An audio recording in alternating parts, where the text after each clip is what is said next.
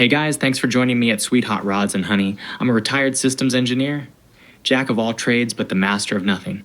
I build some cool hot rods in my small home garage with tools I have acquired over the past 60 years. This channel is a teaching, learning, and just plain fun adventure experience. Its purpose is to entertain and show others how I can rebuild or screw up a DIY web.